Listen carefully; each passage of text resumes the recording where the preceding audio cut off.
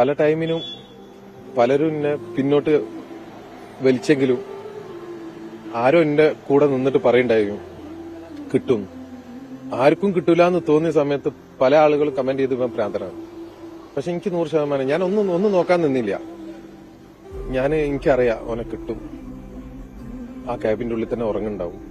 കാരണം അവൻ പ്രത്യേകിച്ച് വണ്ടി നല്ല സൂക്ഷിക്കുന്ന ആളാ. വണ്ടി അവന്റെ കൺമുമ്പൊന്നും മാറ്റൂല. അവനിപ്പോ ഒരു റെസ്റ്റോറന്റിലേക്ക് പോവുകയാണെങ്കിൽ തന്നെ അവൻ ആ റെസ്റ്റോറന്റിലെ കസാലയിൽ ഇരിക്കുമ്പോൾ വണ്ടി അവനക്ക് കാണണം. അത് അവന്റെ ഒരു ശീല. ഇനി സുപ്രീം കോടതി പോയാലും ഞാൻ അവനെ മാന്തിയിട്ടേ പോരുള്ളൂ.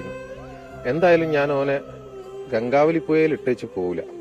അത് ഞാൻ തീരുമാനിച്ച വിഷയം. ഓന്റെ സ്ഥാനം, ഓന്റെ അന്ത്യവിശ്രമം എന്തായാലും ഇവിടെ ഇരിക്കില്ല. ഞാനത് മനസ്സിൽ ഉറപ്പിച്ചത്. അതിന് ഇനി എന്തൊക്കെ കളി കളിക്കാൻ പറ്റും അതിന്റെ പരമാവധി ഞാൻ കളി കളിച്ചിരിക്കുന്നു. നിങ്ങൾ ചിന്തിക്കേണ്ടതിന്റെ